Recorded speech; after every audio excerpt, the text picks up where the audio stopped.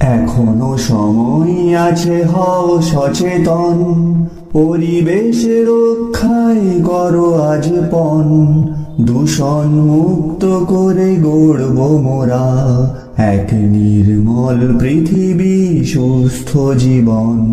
আমাদের বেপরোয়া কর্মের ফলে বিপন্ন আজ সব জলবায়ু স্থলে।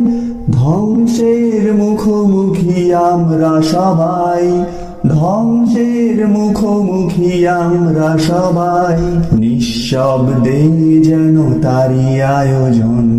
এখনো সময় আছে, হও সচেতন, পরিবেশ রক্ষায় করো আজ পণ। দূষণ মুক্ত করে গড়ব মোরা এক নির্মল পৃথিবী, সুস্থ জীবন।